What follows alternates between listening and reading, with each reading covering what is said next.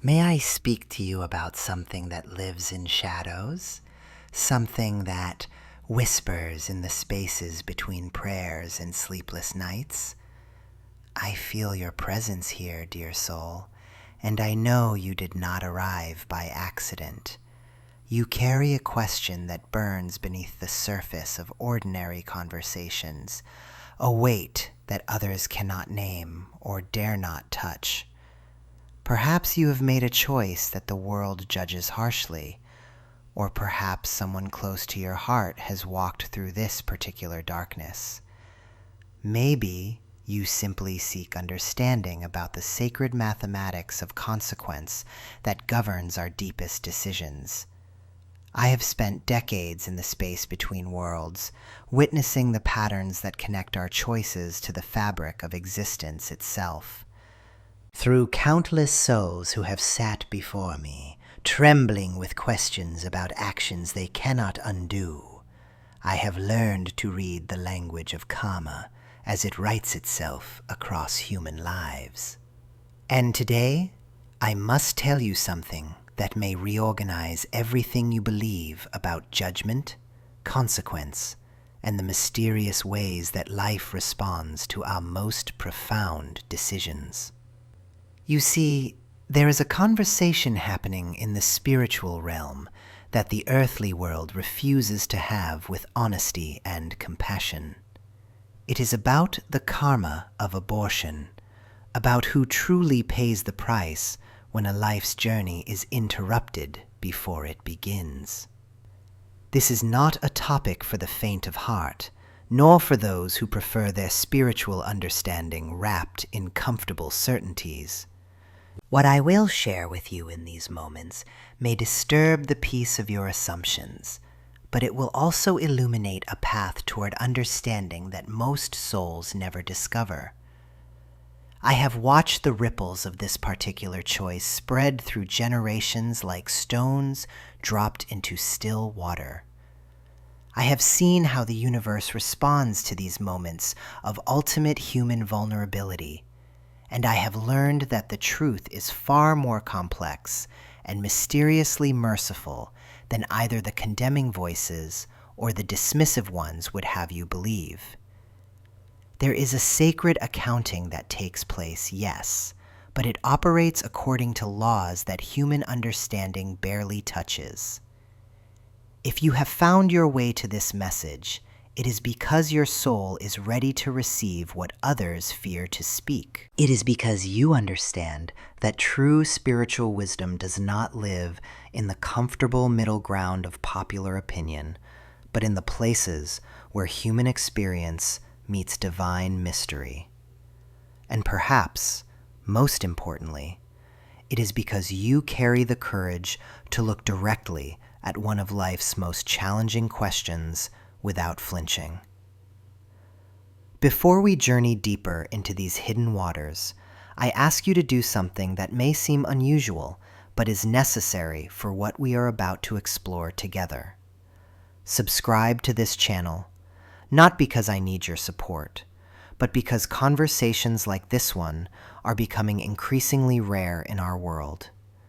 The institutions that once held space for life's deepest mysteries have grown afraid of controversy, and the voices that speak truth without agenda are being silenced by those who prefer their spirituality sanitized. When you subscribe, you are casting a vote for the preservation of authentic spiritual dialogue, for the right to explore the uncomfortable territories where real wisdom lives.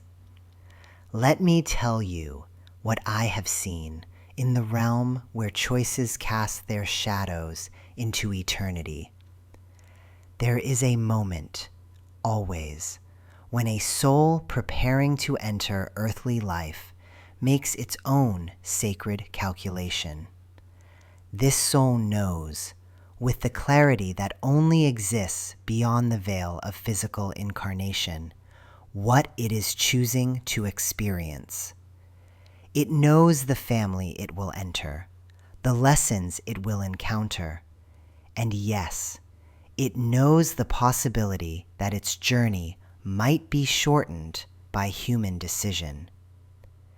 This is not the random assignment of a cosmic bureaucracy, but the conscious choice of an eternal being seeking specific experiences for its evolution. But here is where the mystery deepens, where the simplistic explanations of both religious doctrine and secular dismissal crumble before the complexity of spiritual law. When a pregnancy is terminated, the karmic equation is not written solely by the woman who makes that choice. The father carries his portion of the consequence, whether he is present or absent, whether he supported the decision or opposed it. The family systems that created the circumstances leading to this choice carry their threads in the pattern. The society that either supports or condemns, that provides resources or withholds them, that creates conditions of safety or desperation. All of these forces contribute to the karmic accounting. I have seen women tormented by guilt who carry far less karmic debt than they imagine.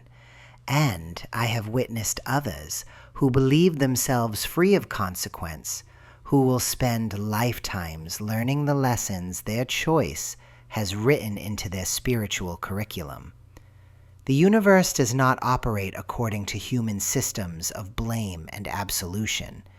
It responds to the deeper truths of intention, circumstance, and the complex web of relationships that surround every human decision. And what of the soul that does not enter physical life through that particular doorway? Here is something that will perhaps bring comfort to hearts that have carried unbearable weight. These souls are not lost. They are not wandering in limbo or crying out in spiritual abandonment.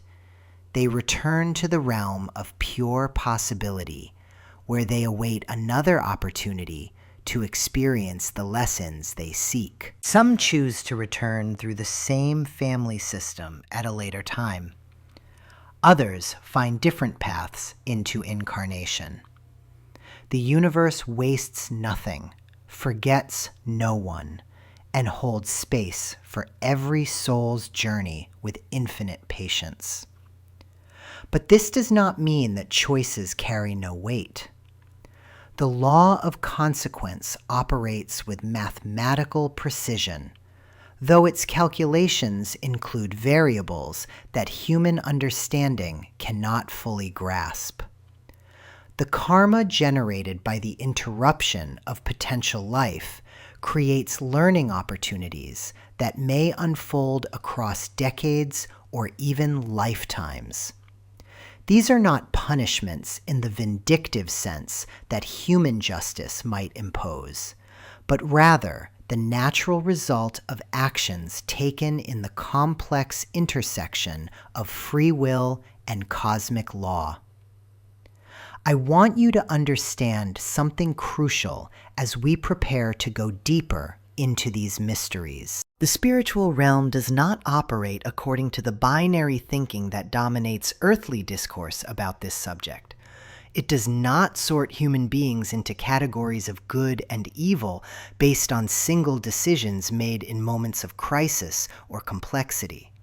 Instead, it recognizes the profound difficulty of human incarnation, the impossible choices that physical existence sometimes presents, and the courage required simply to navigate life in a body, in a world where perfect choices rarely exist. As we continue this exploration together, I will share with you the patterns I have observed, the stories of souls who have walked through this experience and discovered what lies on the other side of judgment and condemnation. I will show you how the karma of abortion connects to ancient spiritual principles that most have forgotten, and how understanding these connections can transform not only how we think about this particular choice, but how we understand the entire operation of consequence in human life. Stay with me until the end, dear one, because I have something to share that will change how you see the mathematics of mercy that governs our existence. And when this conversation is complete, I invite you to share your own reflections in the comments below. Tell me, have you felt the weight of judgment about choices that seemed impossible at the time? Your voice adds to the healing that these conversations can bring to others who carry similar burdens. This is not casual entertainment or comfortable spirituality. This is the real work of understanding how love operates, even in the darkest territories of human experience. This is not casual entertainment or comfortable spirituality. This is the real work of understanding how love operates, even in the darkest territories of human experience. I must tell you something that will challenge everything you believe about conception, about choice, about the very nature of how souls enter this earthly plane. For 40 years, I have walked between worlds, and what I have witnessed about the moment a soul chooses to incarnate, it is both more beautiful and more complex than any religious doctrine dares to teach. Listen carefully, because in the next few minutes, you will understand why some pregnancies feel like divine blessing, while others feel like cosmic disruption. You will see why certain souls seem to call to us with such urgency, and why others seem to slip away like morning mist. This is not about judgment. This is about the sacred choreography happening beyond the veil of human perception. Picture, if you will, a vast web of light stretching across dimensions. Each thread vibrates with intention, with purpose, with agreements made in the space between incarnations. This is what I call the cosmic web of creation. Every soul that has ever lived, that lives now, that will live in future times, exists within this luminous network. And from this web, souls make choices that your earthly mind cannot fully comprehend. When I speak of the moment of conception, I am not speaking merely of the physical joining of cells. I am speaking of a cosmic agreement, a contract signed in light, witnessed by the universe itself. The soul that chooses to incarnate through you has been watching, waiting, calculating not just the biological moment, but the karmic alignment, the emotional landscape, the spiritual capacity of the vessel it seeks to inhabit. But here is what troubles so many who come to me with their pain. Not every soul that approaches the threshold of incarnation is meant to complete the full earthly journey. Some souls come only to touch the earthly realm briefly, to deliver a message, to complete a single karmic thread, to awaken something in the mother that could be awakened no other way. I have seen this countless times in my visions. A soul approaches a woman not to live a full lifetime, but to shift her consciousness, to open her heart, to prepare her for the soul that will come later. These are what I call the messenger souls. They come with great love, accomplish their sacred purpose through conception alone, and then withdraw, leaving behind a transformation that the woman may not understand for years. Can you feel the weight of this truth? That some souls never intended to be born into your arms, but chose instead to be born into your awakening? This is why the grief of loss can feel so profound and yet so confusing. Part of you knows, in your deepest cellular memory, that something sacred occurred, even if it did not unfold as you expected. The soul completed its mission. The contract was fulfilled, but your human heart grieves for the life you imagined, the future you cannot touch.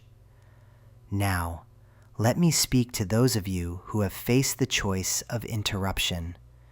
This is where the web becomes most complex, most delicate. When a soul has committed to a full incarnation, when the cosmic agreement includes a complete earthly journey, and that journey is interrupted by human choice, the karmic implications ripple through dimensions. But understand this, I do not speak from a place of condemnation. I speak from witnessing the cosmic mechanics of how these interruptions affect the web itself.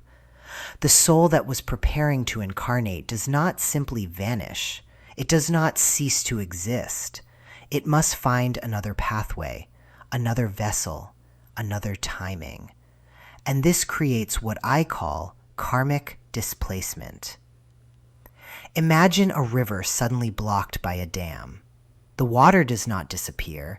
It seeks other channels, other routes, sometimes flooding areas that were never meant to be touched by those waters. This is what happens in the spiritual realm when a full incarnation contract is interrupted. The soul returns to the web, but it carries the imprint of interruption. It must wait for another alignment, another opportunity, often with the same soul family, sometimes through the same woman, in a different timing, sometimes through a sister, a daughter, a close friend.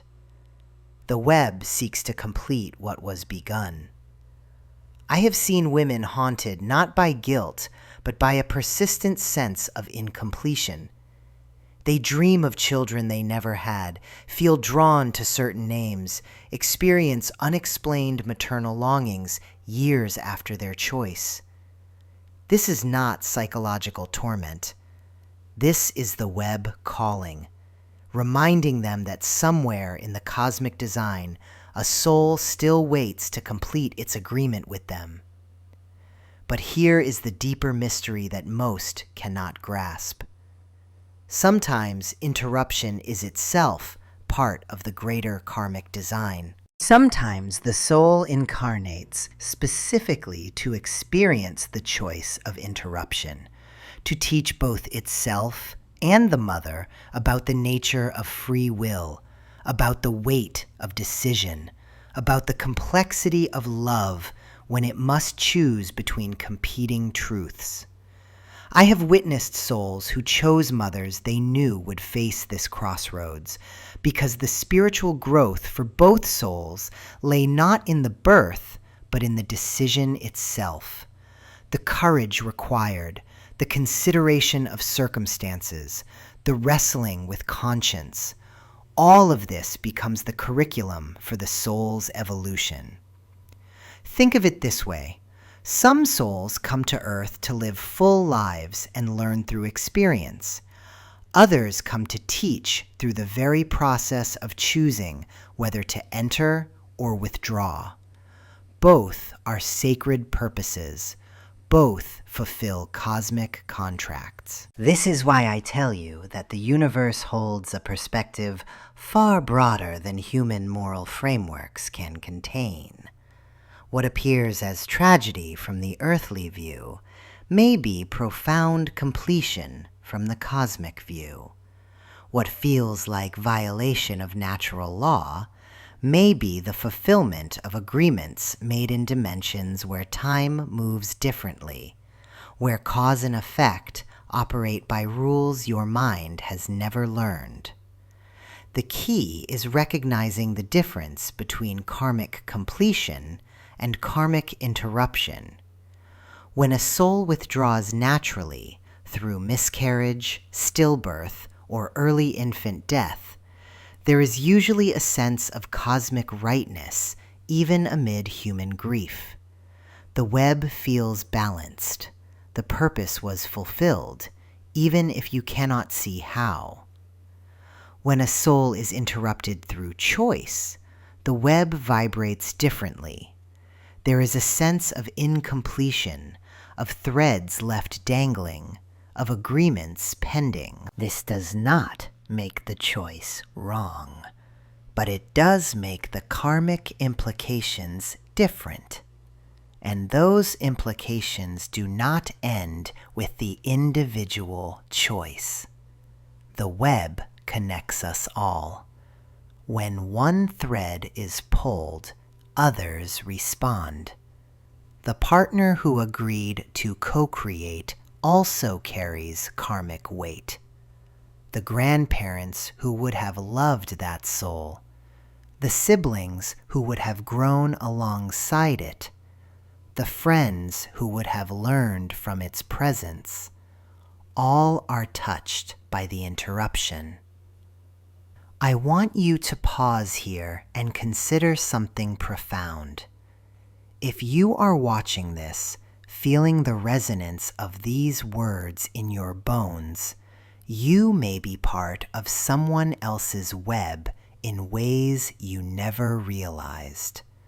Share this understanding with someone who needs to hear it, not to burden them with guilt, but to offer them the cosmic perspective that can transform pain into wisdom. The sacred contracts we make before incarnation include not just our primary agreements, but contingency plans, alternative pathways, backup arrangements. The soul that approaches incarnation through you has considered multiple scenarios, multiple possible outcomes. Your choice becomes part of its education, part of its karmic curriculum. This is the mystery that haunts and heals simultaneously. There are no victims in the cosmic web, only participants in a school of consciousness so vast that human lifetimes are but brief chapters in an infinite story of awakening. What price is truly paid when these contracts are interrupted? The soul learns patience. The mother learns the weight of choice.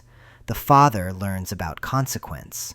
The universe learns about itself through our decisions. And the web grows stronger, more complex, more capable of holding the full spectrum of human experience within its loving embrace. But there is something else. Something I must prepare you to understand about how these interruptions affect not just this lifetime, but the soul's journey across multiple incarnations. When I close my eyes and allow my consciousness to drift beyond the veil of our earthly understanding, I am shown something that transforms how we must perceive this sacred dance between souls and incarnation. The unborn soul's journey. It is not what your mind might expect, not what your heart might fear, and certainly not what the world has taught you to believe about interrupted beginnings. You see, my dear ones, in the ethereal planes where I have walked countless times through my visions, souls exist in a state of profound knowing. They understand, before they ever attempt to incarnate, that the path to human form is fragile, uncertain, sometimes brief. These souls, they do not enter the process of conception with the same attachment to outcome that we in our human form carry. They approach with what I can only describe as divine patience. I have witnessed souls preparing for incarnation, gathered in what appears as circles of soft, pulsing light. Each soul carries within it a blueprint of possibilities, not one rigid destiny, but multiple pathways of experience. Some paths lead to full earthly lives spanning decades. Others are brief touches, moments of connection that serve purposes we cannot fathom from our limited human perspective. The soul knows this. It accepts this. It volunteers for this. When conception occurs, something beautiful and mysterious unfolds. The soul begins what I call the descent of remembering. It starts to forget its eternal nature so it can fully experience the human condition. But here is what the world does not understand. This descent is gradual, measured, sacred. The soul does not instantly become trapped in matter. It hovers, it prepares, it maintains connection to both realms, the eternal and the temporal. In cases where pregnancy is interrupted through choice or circumstance, I have seen these souls pause in their descent. Picture, if you will, a gentle spirit preparing to enter a garden, but finding the gate not yet ready to receive them. They do not rage. They do not condemn. They simply wait. With infinite compassion, infinite understanding, they return to their state of ethereal patience. But here is where human perception becomes clouded by our own projections of loss and judgment. We imagine these souls as heartbroken, as victims, as beings who hold resentment toward those who made impossible choices. In my visions, I have never encountered such energy from the unborn. Instead, I see souls that radiate understanding so profound it would humble the wisest among us. These waiting souls, as I have come to know them, carry a knowledge that transcends our earthly concepts of time and opportunity. They understand that one interrupted connection does not end their journey toward incarnation. They know that love, the true force that draws soul to soul, cannot be destroyed by a single decision made in a moment of human struggle. They wait, sometimes for months, sometimes for years, sometimes for lifetimes, for the right alignment of circumstances that will allow their full descent into form. What moves me deeply in these visions is witnessing how these souls view their brief earthly connection. They do not see it as failure or loss. They experience it as a form of communion, a touching of energies that serves multiple purposes in the cosmic design. Through this brief connection, they offer the mother a glimpse of the soul-level love that exists beyond human understanding. They plant seeds of spiritual awakening that may bloom years later in moments of inexplicable peace or profound spiritual insight. The mother, though she may not consciously realize it, receives from this brief soul connection a kind of energetic blessing. The soul shares with her a portion of its light, its knowing, its eternal perspective. This is not consolation for loss. It is recognition of sacred exchange. The soul gives freely, knowing that this light will serve the mother's own spiritual evolution, perhaps opening her heart to deeper compassion, deeper wisdom, deeper connection to the mystery of existence itself. Now, you might wonder about the energetic imprint that remains when such connections are interrupted. What I have witnessed is not the dark, heavy residue that human guilt would expect. Instead, there is a subtle but profound alteration in the fabric of possibility around both the mother and the waiting soul. It is as if a golden thread has been woven between their energies, not binding, not constraining, but connecting them in the realm of potential. This golden thread means that when the soul is ready to incarnate again, when circumstances align for its full earthly journey, there exists a preferential channel back to this same mother's energy field. Many of the children born to women who have experienced pregnancy loss carry within them the essence of souls they briefly touched before. The love that was interrupted finds new pathways for expression, often bringing healing and wholeness that could not have existed without the earlier experience of letting go. But we must speak honestly about the cosmic impact of these interrupted connections. Every soul that approaches incarnation sends ripples through the ethereal planes. Every interrupted pregnancy creates what I can only describe as a pause in the cosmic rhythm. Not a wound, not a mistake, but a kind of sacred rest note in the grand symphony of existence.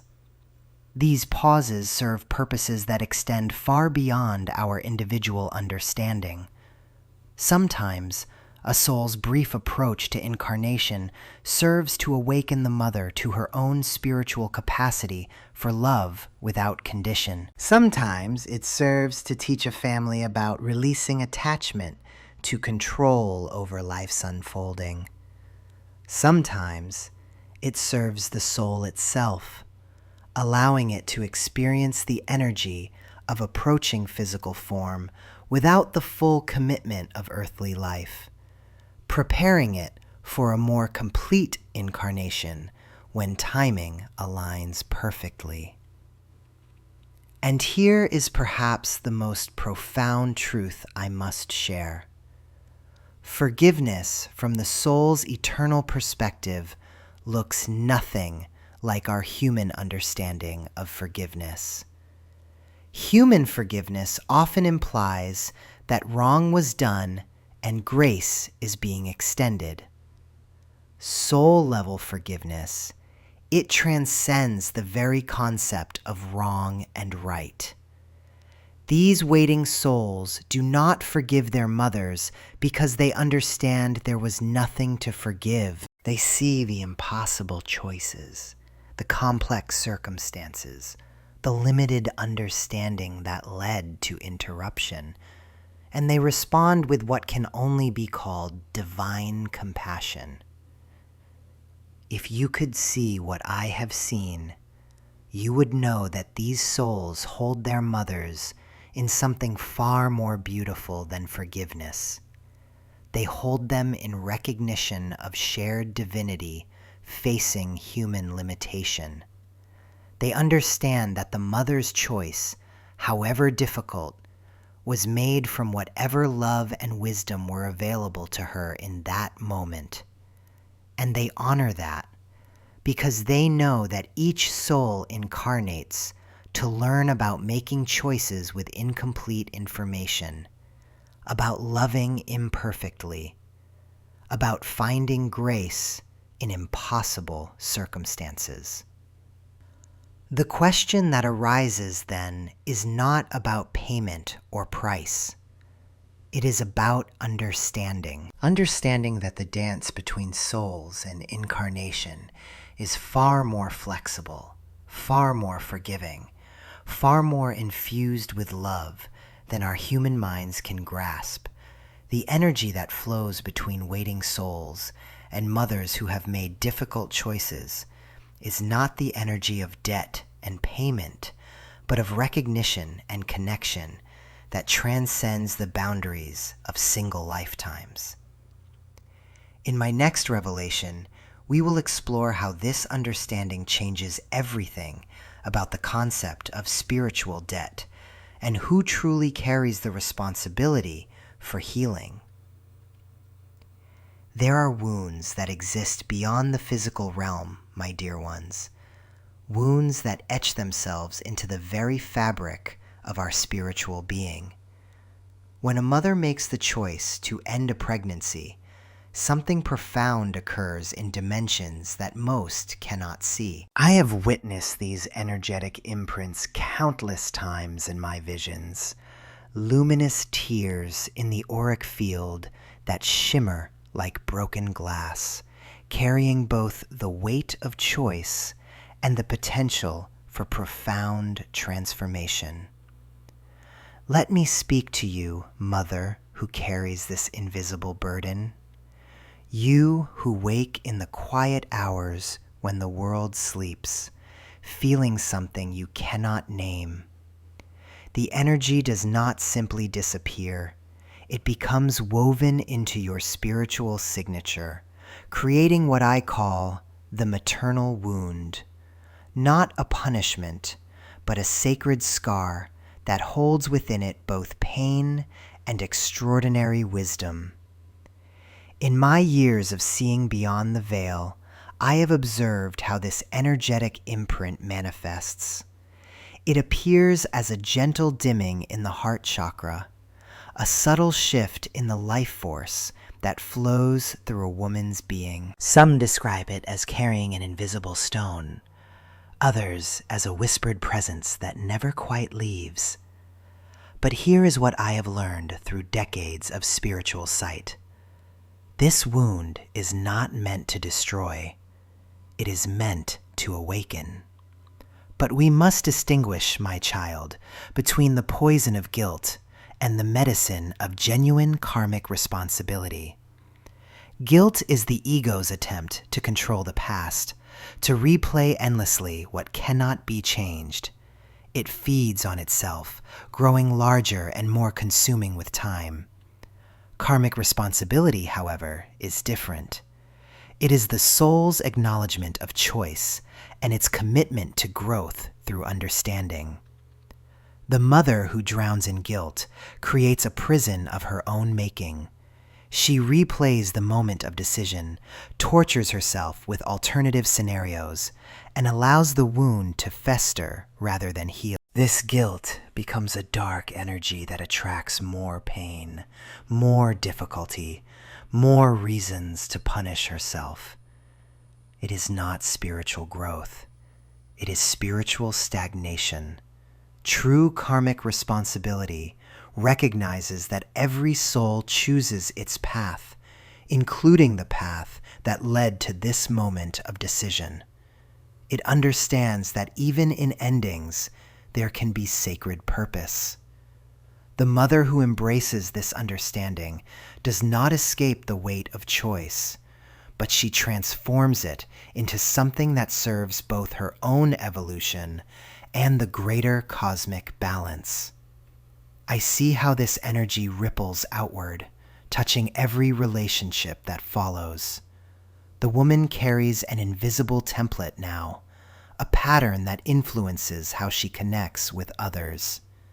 Some become hyperprotective, surrounding themselves and their loved ones with desperate care that sometimes suffocates. Others build walls, believing themselves unworthy of deep love, or afraid of the responsibility that true intimacy brings.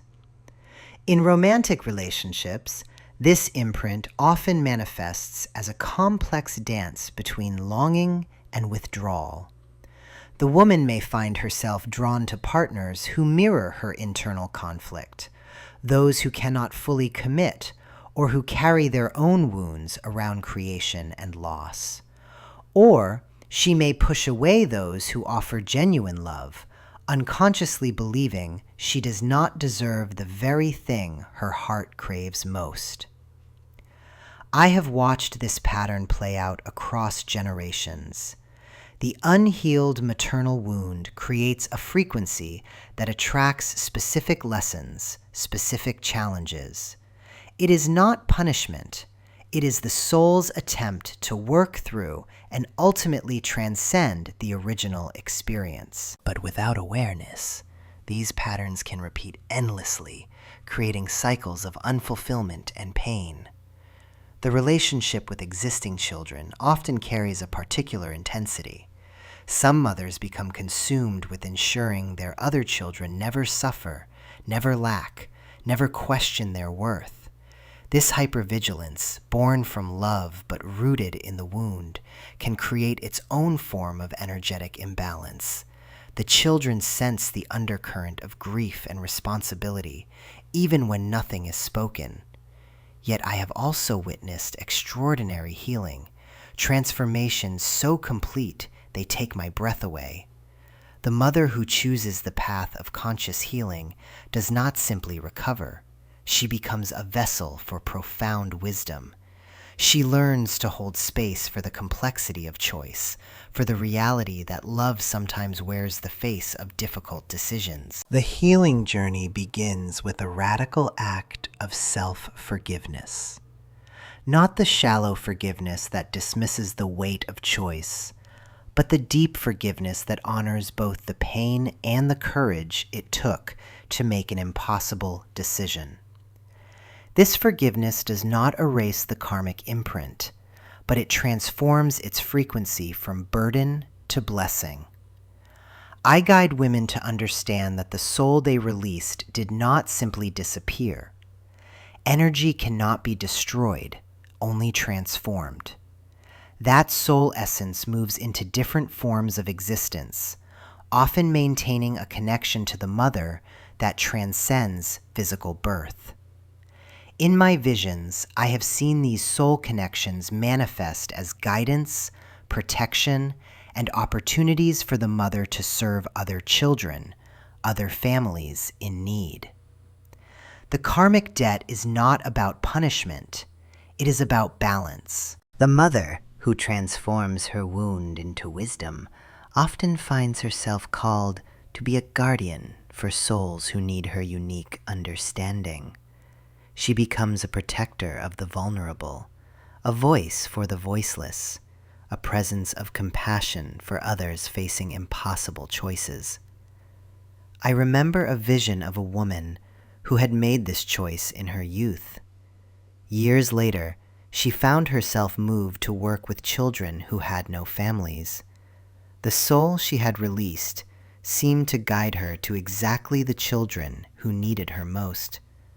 Her own loss became the foundation for love that saved other lives. This is how karmic debt transforms into karmic gift. The healing also requires understanding the soul's journey beyond human comprehension. That soul chose its path, including the path that led to such a brief physical presence. In the cosmic tapestry, even brief incarnations serve purposes we cannot fully grasp. The mother's choice becomes part of a larger spiritual narrative that unfolds across lifetimes. As this section draws toward wisdom, I want you to understand that carrying this imprint does not make you broken. It makes you initiated. You have walked through one of humanity's most profound spiritual challenges. You have faced the intersection of love and loss, creation and destruction, choice and consequence. This experience, when consciously embraced, creates a depth of understanding that few possess. But tell me, dear soul who has walked this path, have you noticed how your compassion has deepened for others who face impossible choices? Share in the comments below what unexpected gifts have emerged from your greatest challenges, because your story might be exactly what another mother needs to hear. And if these words have touched something true within you, share this message with someone who needs to know they are not alone in carrying the sacred weight of difficult choices. My dear ones, as I hold this sacred space with you, I must share something that often remains hidden in the shadows of our understanding. When we speak of karma, we speak not of punishment, but of the interconnected web that binds all souls together. And in matters of such profound consequence as the ending of a potential life, this web vibrates with frequencies that touch far beyond the woman who makes this choice. I have seen, in my visions, how the energy of this decision creates ripples that move like stones cast into still water. The circles expand, touching shores we cannot immediately perceive. The partner who participated in the creation of this soul spark carries within their energetic field a portion of this karmic imprint. This is not about blame, beloved ones, but about understanding the sacred law of cause and effect that governs our spiritual existence. In the quiet chambers of my inner sight, I witness how the masculine energy that helped bring forth this potential being carries its own burden of responsibility. Whether they supported the decision, remained absent from it, or fought against it, their soul signature is woven into this cosmic tapestry. I see men who carry unexpressed grief, who dream of children they never knew, whose relationships are touched by an indefinable heaviness they cannot name. The karmic weight is not equally distributed, for the woman bears the physical and immediate spiritual consequence. But the partner's portion manifests in different ways, perhaps as difficulty in future relationships, challenges in connecting deeply with their own children, or a persistent sense of something missing that they cannot quite identify. Some carry guilt that transforms into overprotection of future children. Others develop patterns of emotional withdrawal, unconsciously protecting themselves from the vulnerability that creation requires. But listen carefully to what I must tell you about the children who already exist in these families. The energetic field of a home holds memory, and children are far more sensitive to these invisible currents than we often acknowledge. I have witnessed how existing children absorb the unspoken grief, the tension, the energetic disruption that follows such decisions. They may become anxious without cause, or develop mysterious illnesses, or carry behaviors that seem to come from nowhere. These children sometimes take upon themselves the role of healing their parents' pain, becoming caretakers of emotions they're too young to understand. Others rebel against the heaviness they feel, acting out the family's unexpressed turmoil. Some withdraw into themselves, sensing that life itself is somehow fragile or unwelcome. The ripple effect moves through the family system like an underground river, affecting dynamics in ways that remain mysterious until we understand the larger pattern. And what of the children who come after?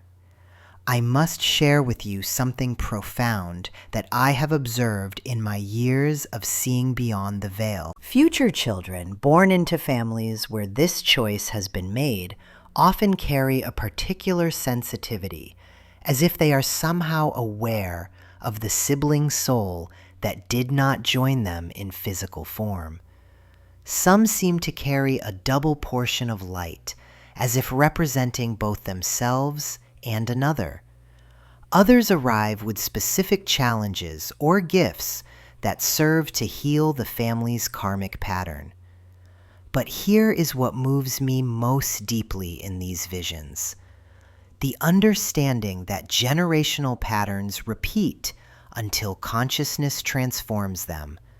I see families where this choice echoes across time, where mothers and daughters find themselves facing similar crossroads, where the same circumstances arise again and again until someone in the lineage chooses differently. Not necessarily by keeping every pregnancy, but by bringing full consciousness to the choice, by honoring the sacred nature of creation, by healing the wounds that create these desperate moments. These patterns run like underground streams through family lines. The grandmother who lost children to war, poverty, or illness passes down to her daughter a fear of bringing life into suffering. The daughter, unconsciously carrying this energetic inheritance, finds herself unable to embrace motherhood fully. The granddaughter then faces choices influenced by wounds she never directly experienced, but somehow carries in her cellular memory. Yet I have also witnessed beautiful moments of healing when families courageously face these patterns together, when partners support each other through the grief instead of turning away, when existing children are held with extra tenderness as the family processes its loss, when future children are welcomed with deeper gratitude because the preciousness of life has been truly understood. Now, my dear ones, we must speak of something even more complex: society's role in creating the conditions that lead to these impossible choices. For how can we speak of individual karma without acknowledging the collective karma we all share?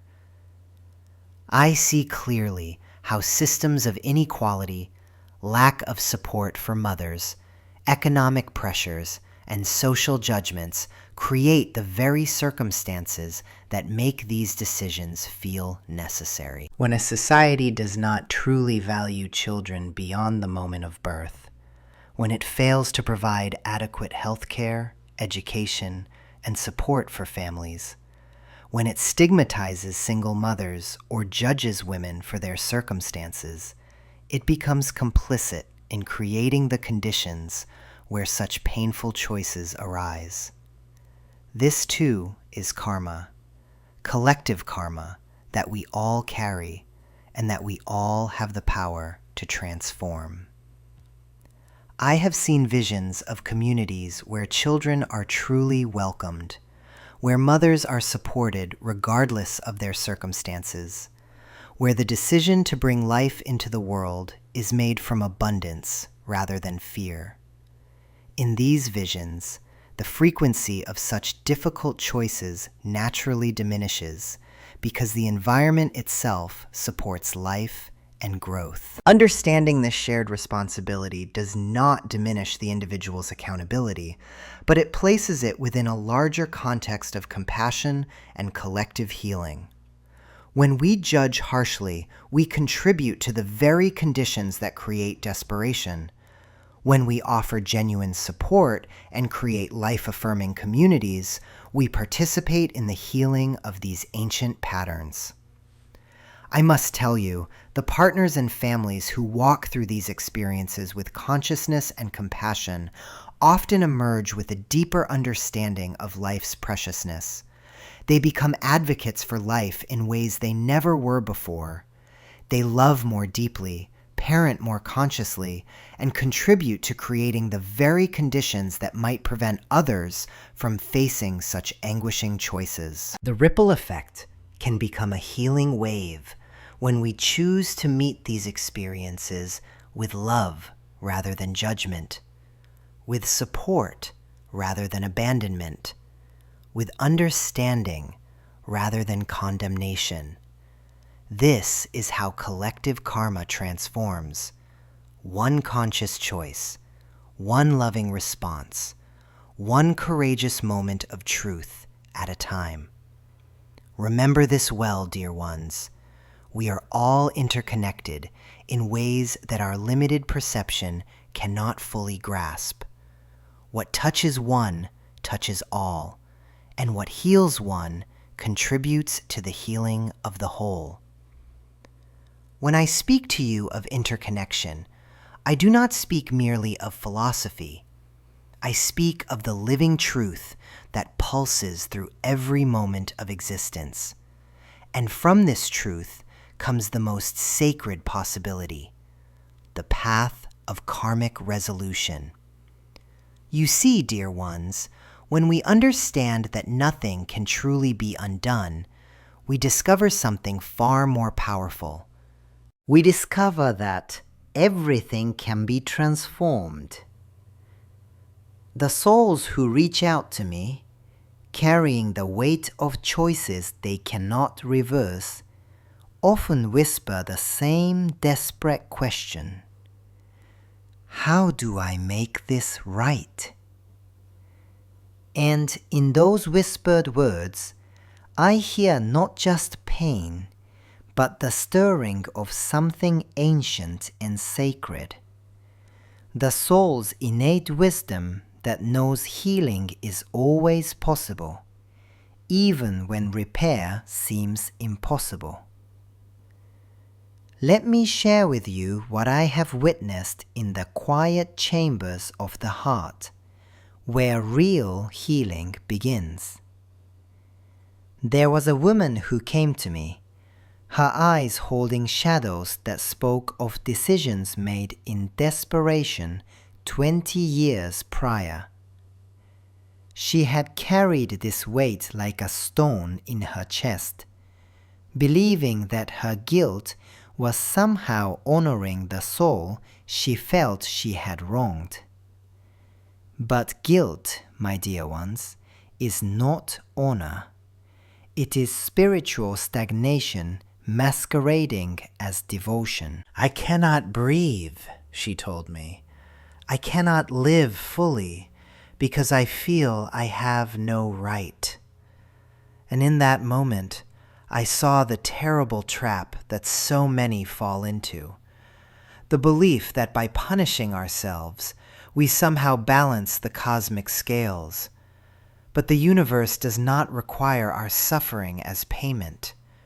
It requires our transformation.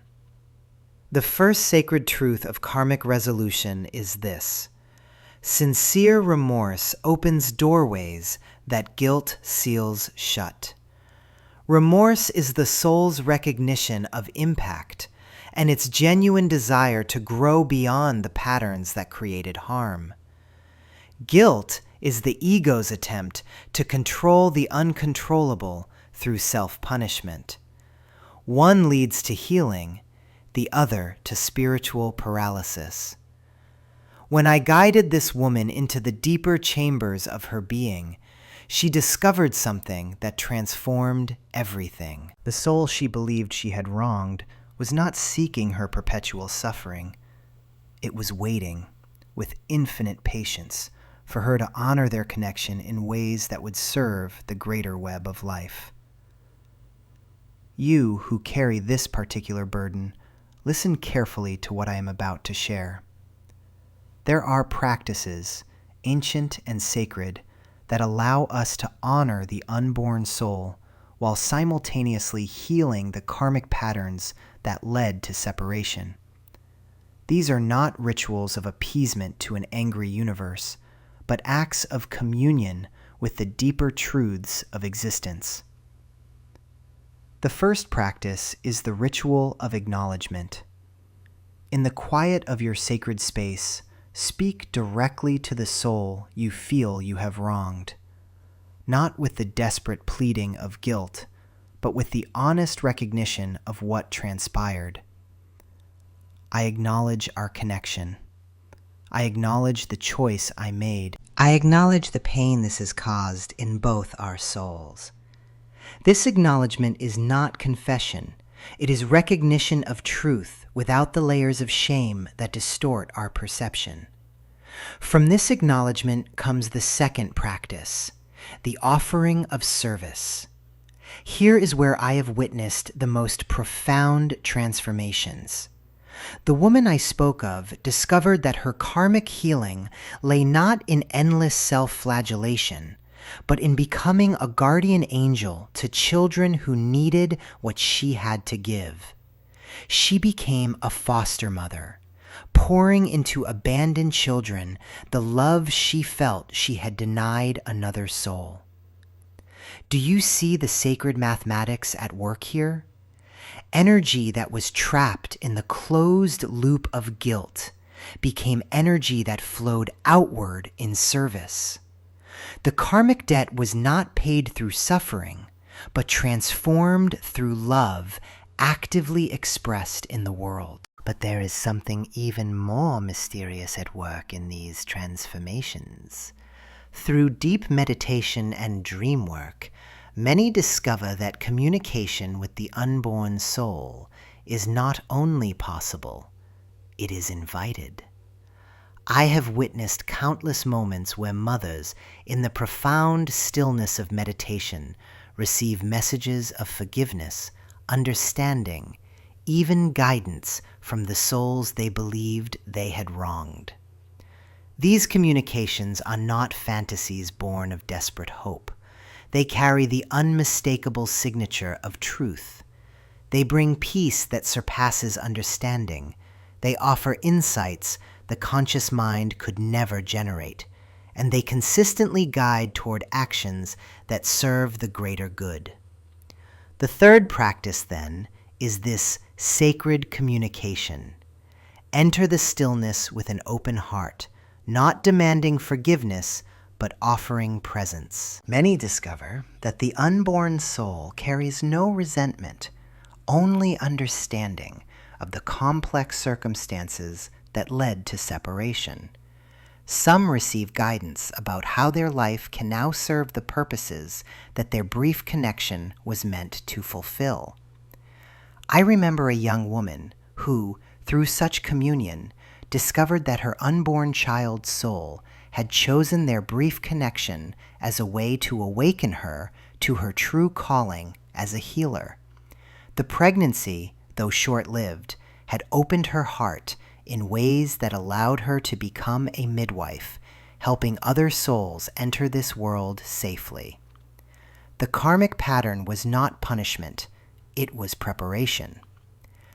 This brings us to perhaps the most profound aspect of karmic resolution, the recognition that our deepest wounds often become the source of our greatest gifts to the world. The soul that has experienced the particular anguish of separation from an unborn child carries within that experience a unique capacity for compassion, a rare understanding of the sacred nature of life, and often an enhanced ability to serve other souls navigating similar territories.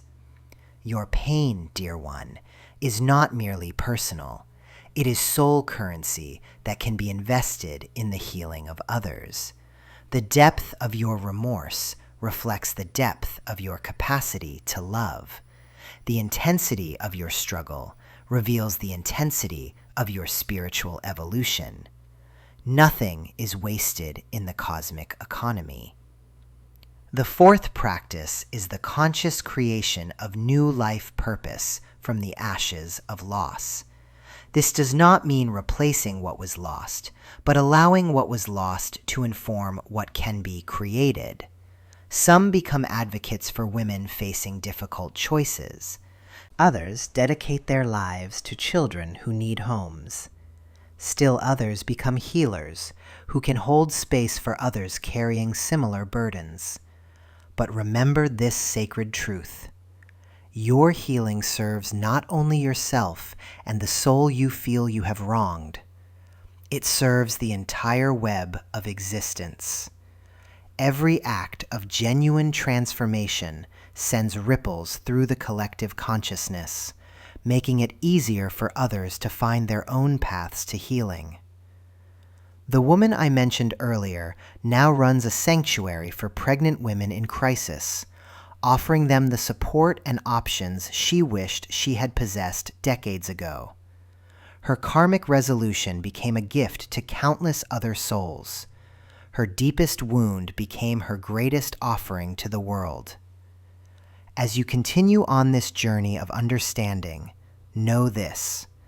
The path of karmic resolution is not a destination you reach, but a way of walking through life. It is the commitment to let your pain become wisdom, your remorse become service, your brokenness become a bridge for others crossing similar chasms. The soul you carry concern for has not disappeared into nothingness. It continues to exist in the eternal realm where all souls originate and return. Your connection to that soul continues, transformed but unbroken. Your healing journey honors that connection in ways that guilt and self-punishment never could. Stay with me as we explore how this understanding reshapes not only individual lives, but entire family lineages and spiritual communities.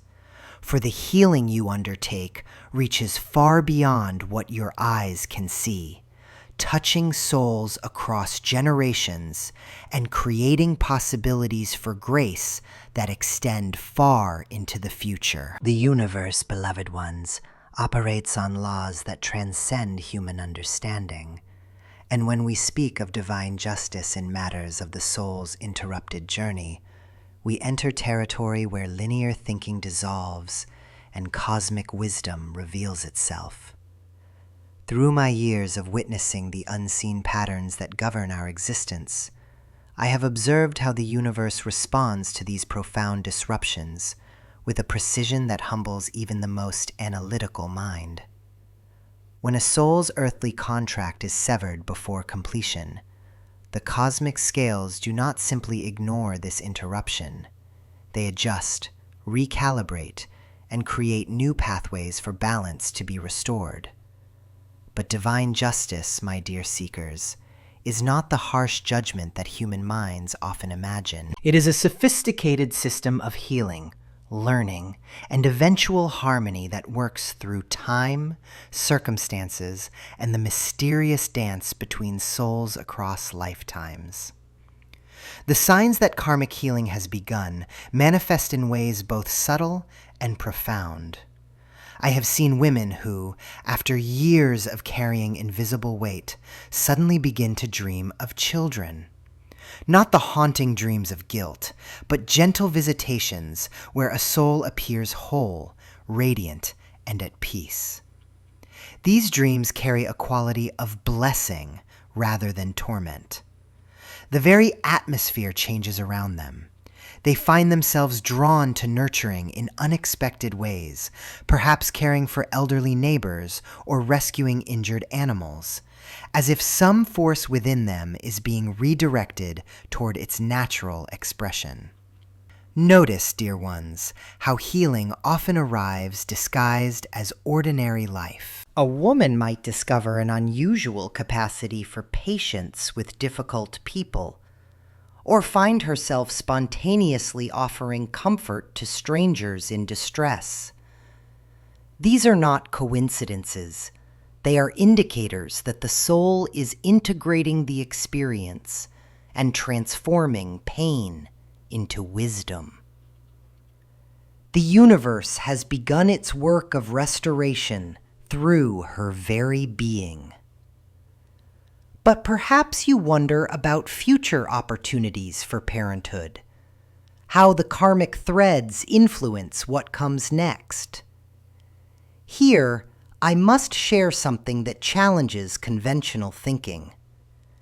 The souls most often drawn to women with this particular karmic history are frequently the strongest, most spiritually advanced souls, those capable of tremendous compassion and understanding.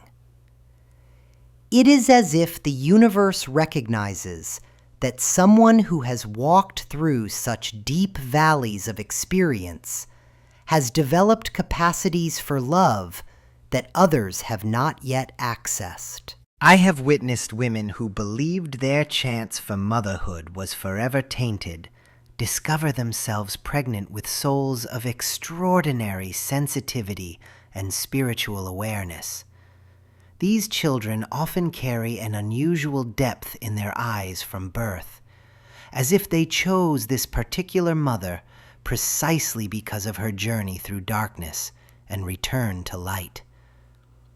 The interrupted contract creates space for a more evolved soul to enter, one that can benefit from the expanded consciousness their mother has developed through her trial by fire. Yet timing becomes the greatest teacher in these cosmic arrangements. Human impatience wars constantly with divine timing, and nowhere is this more apparent than in matters of new life. We want to schedule our healing, to demand that the universe produce results according to our calendars. But the souls who come to complete interrupted contracts operate by different clocks entirely. Sometimes a soul returns quickly, within a year or two, often to the same mother. More commonly, there is a period of preparation, months or years, where the mother's consciousness is being prepared to receive and nurture a soul with deeper wisdom. During this waiting period, many women report feeling as if they are being prepared in ways they cannot explain. They find themselves drawn to spiritual study, developing patience they never knew they possessed, or healing ancestral patterns that have been passed down through generations. The mysterious ways souls return to complete their contracts reveal the universe's infinite creativity. Sometimes the same soul returns to the same mother, but more often, complex arrangements unfold. The soul might incarnate into a different family, but find its way into the original mother's life as a neighbor's child who needs mentoring, or as a student who seeks guidance. I have seen cases where a woman becomes a teacher and recognizes in one particular child's eyes the same depth she glimpsed in her dreams, the soul finding another pathway to fulfill its need for connection with her. Other times, the completion comes through different forms of creation entirely. The woman discovers she has gifts for healing others' children, or finds herself drawn to professions that serve vulnerable souls. The creative life force that was meant to express through biological motherhood transforms into other forms of nurturing that touch hundreds of lives. This is not consolation prize, dear ones. It is often the soul's more expanded plan manifesting. Divine timing reveals itself as fundamentally different from human impatience because it encompasses factors our minds cannot calculate. The readiness of both souls, the healing of generational patterns, the alignment of circumstances that will best serve the soul's growth. All these elements must converge in their proper season. I have watched women rage against this timing, demanding immediate resolution, only to later recognize the profound wisdom in the delays when the right soul finally arrives at the perfect moment. The signs that karmic balance is being achieved manifest as a deep settling within the woman's psyche. The desperate quality of longing transforms into peaceful readiness. Dreams shift from dark to luminous. Synchronicities multiply. Meaningful encounters, unexpected opportunities, doors opening in directions she never considered. There is often a profound dream or meditation where she meets the soul and receives its forgiveness or blessing, sometimes accompanied by specific information about when or how it will return to physical form. When spiritual completion arrives, it announces itself unmistakably. The woman experiences a lifting, as if invisible chains have dissolved. Guilt transforms into compassion for herself, for the circumstances that led to difficult choices, for the complex web of human experience. She often finds herself naturally drawn to helping other women facing similar crossroads, not from a place of preaching, but from genuine understanding of the journey. The moment of true karmic balance often coincides with a shift in how she perceives the entire experience. What once felt like the worst mistake of her life reveals itself as the beginning of her deepest spiritual education. The interrupted pregnancy becomes the doorway through which she discovered capacities for love, forgiveness, and service she never knew she possessed. Watch for these signs in your own journey or in those you love who carry this particular sorrow. When divine justice completes its work, peace settles into the bones. The future opens with possibilities that feel blessed rather than cursed. New life, in whatever form it takes, arrives surrounded by grace. As we approach the final layer of this sacred teaching, remember that cosmic balance is never about punishment. It is always about restoration, always about love finding its way back to itself through even the most difficult passages of human experience.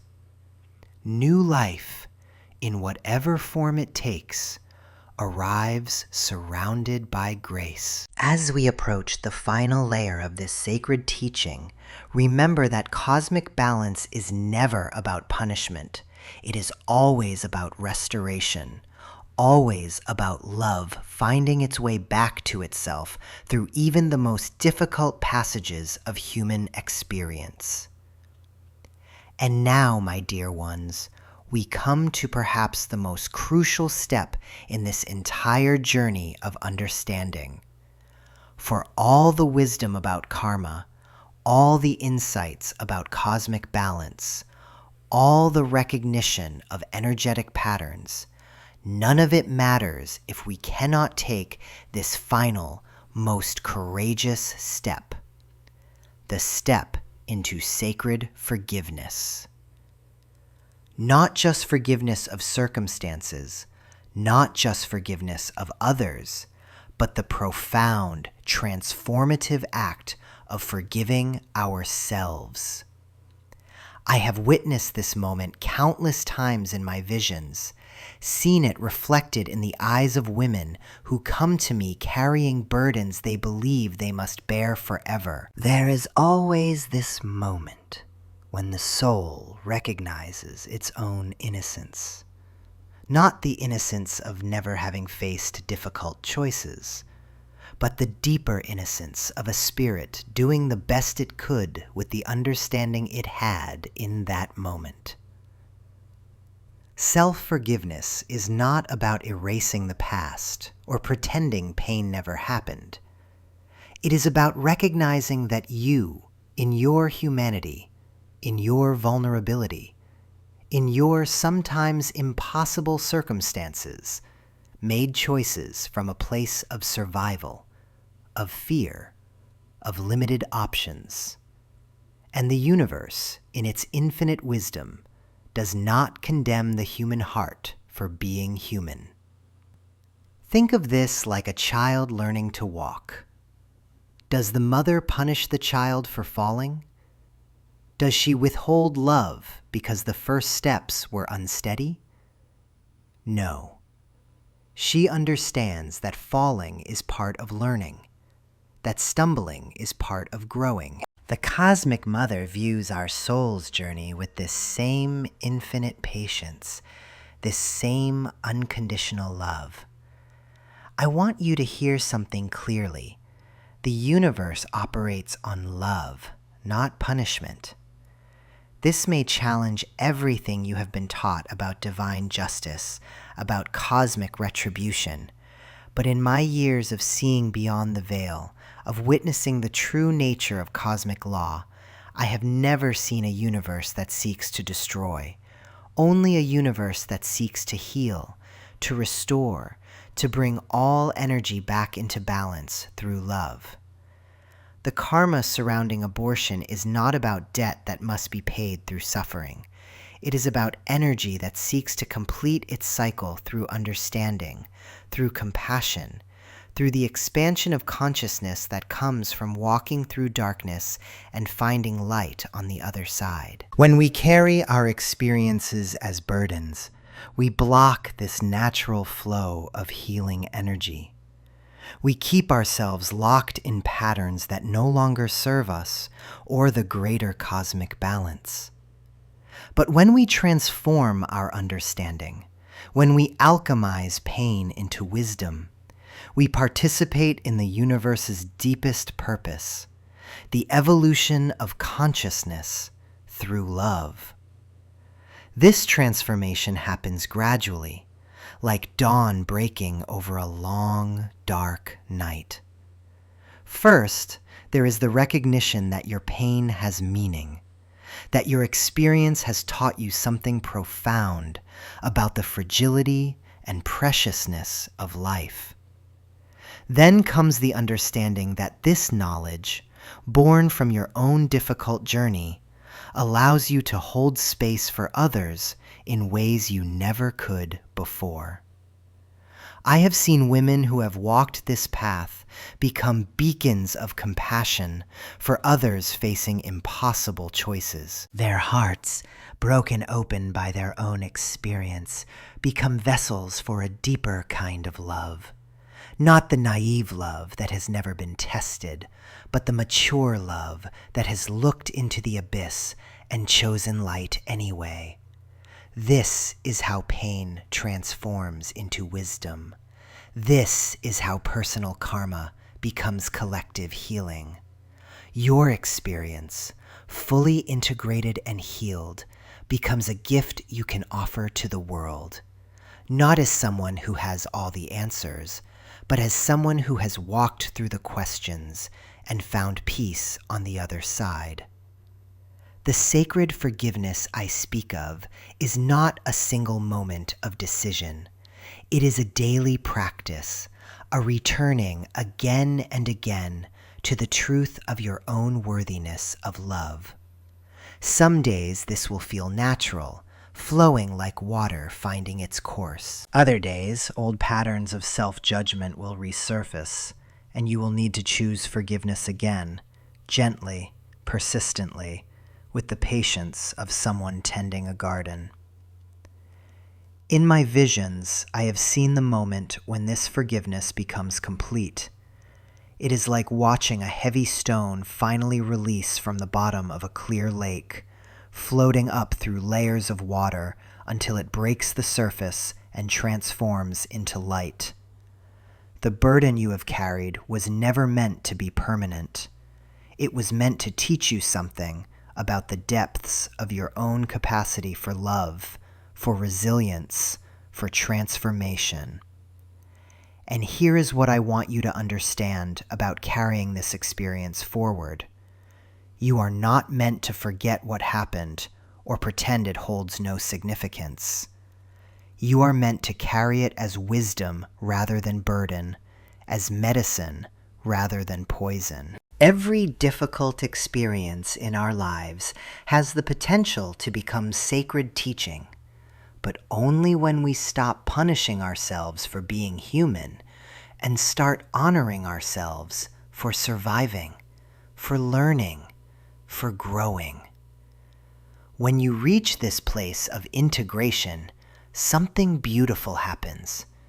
Your story becomes a bridge for others who are walking similar paths, not because you need to share the details of your experience with everyone, but because your very presence carries a different energy. You emanate the peace that comes from having wrestled with darkness and emerged with light intact. The cosmic truth I have witnessed over and over is this: the universe wastes nothing. Every experience, no matter how painful, no matter how seemingly senseless, contains seeds of wisdom that can serve not only your own evolution, but the healing of the collective human heart. The karma of abortion, fully understood and integrated, becomes a source of profound compassion for the complexity of human existence. If you have found resonance in these words tonight, if something in your heart has stirred with recognition, I invite you to share this message with someone who might need to hear it, not from a place of fixing or saving, but from the recognition that healing happens in community, that truth shared becomes truth strengthened. Leave a comment below telling us what insight has touched you most deeply, what shift you feel ready to make, and know that every person who watches this message, who takes these teachings into their heart, contributes to the collective healing our world so desperately needs. Remember, dear ones, that forgiveness is not a destination, but a direction. Every step you take towards self-compassion, every moment you choose understanding over self-condemnation, every time you treat your own heart with the tenderness you would offer a beloved friend, these are acts of cosmic restoration. These are prayers made manifest in your daily life. The universe has been waiting for you to come home to yourself, to recognize that you have never been separate from the love that created you. Your worthiness was never in question. Your belonging to the great web of existence was never threatened. You are, and have always been, exactly where you need to be in your journey toward wholeness. May you walk forward with the peace that comes from understanding your place in the cosmic tapestry. May you carry your experiences as sacred teachings rather than shameful secrets. And may you always remember that in the eyes of the infinite, you are beloved. You are worthy. You are whole. The healing continues, the love remains constant, and the journey toward light never ends.